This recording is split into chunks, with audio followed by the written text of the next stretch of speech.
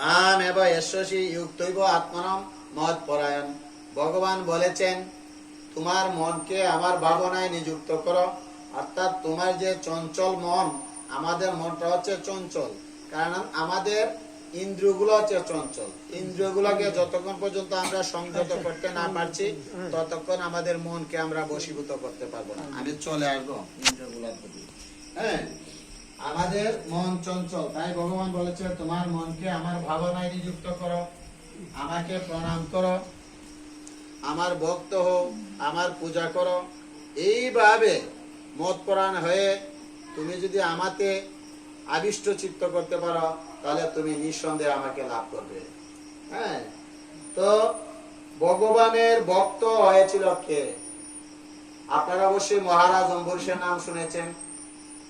মহারাজ অম্বরীশ ছিল মতপরায়ণ ভক্ত। কিভাবে ভগবানের এই ভক্ত হয়েছিল, মতপর ভক্ত হয়েছিল অম্বরীশ মহারাজ? অম্বরীশ মহারাজ তার মনকে সর্বপ্রথম শ্রীকৃষ্ণের চরণে কি করেছিল? তার চরণের ধ্যানে নিমগ্ন করেছিল। পরে তার বাণী প্রচার করেছিল।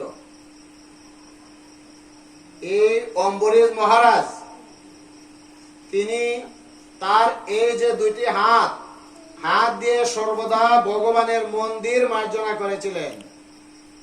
ভগবানের মন্দির মার্জনা করেছিলেন। আমরা যখন একটা উৎসবাদি করি দেখবেন বাবু সেজে আমরা চেয়ারে বসে থাকি, হ্যাঁ, প্লেট দেওয়ার মতো মানুষ থাকে না।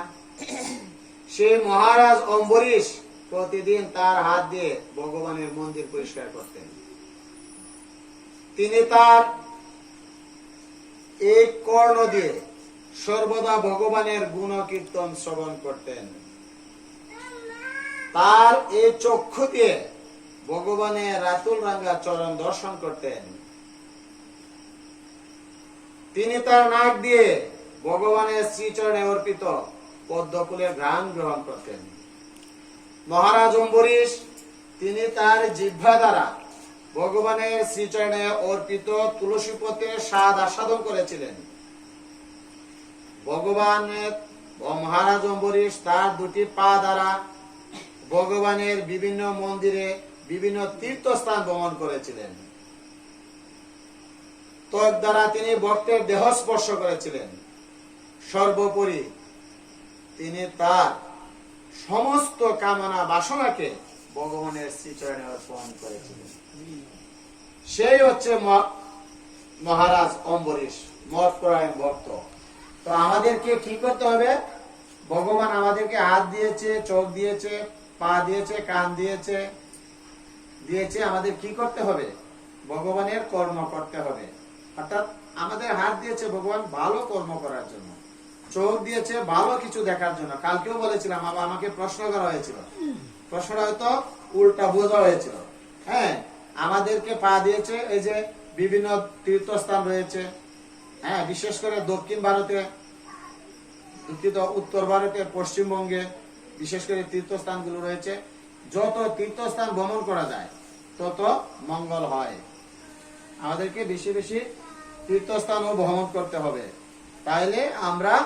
এবং সর্বোপরি কি বলছে মহারাজ অম্বরীশ? তার সমস্ত কামনা বাসনা সবকিছু ভগবানের শ্রীচরণে অর্পণ করেছিল, এবং আমাদেরকে এইভাবে ভগবানের শ্রীচরণে অর্পণ করতে হবে। অষ্টাদশ অধ্যায়ে 65 নং শ্লোকে ভগবান বলেছেন, সর্বধর্মানে পরিত্যাজ্য মাম একং শরণং ব্রজ অহং তাং সর্ব পাপেভ্য মোক্ষয়িষ্যামি মা শুচ। কি বলছে? যে তুমি সমস্ত কর্ম সর্বধর্মান পরিত্যাজ্য মাম একং শরণং ব্রজ অহং তাং সর্ব পাপেভ্য মোক্ষয়িষ্যামি মা শুচ। অর্থাৎ তুমি সমস্ত ধর্ম আমার কাছে সমর্পণ করো, আমি তোমাকে সমস্ত পাপ থেকে মুক্ত করব, তুমি সুখ করো না। কাকে বলেছিল? অর্জুনকে। অর্জুনের মাধ্যমে আমাদের সমস্ত জগৎবাসীকে ভগবান একথা বুঝিয়েছেন। দেখেন, ভগবান কিন্তু ভক্তের অধীন। এই কথাটিকে আমরা বিশ্বাস করি। ভগবান ভক্তের অধীন, ভক্তের অধীন ভগবান। আমরা বলি না ভক্তের অধীন ভগবান। কিভাবে ভক্তের অধীন ভগবান? আমি ছোট্ট একটা গল্প বলবো। আপনারা ভক্ত সুদামার কথা অবশ্যই শুনেছেন। ভক্ত সুদামা কার বন্ধু ছিল? পরমেশ্বর ভগবান শ্রীকৃষ্ণের বন্ধু ছিল, তাই না?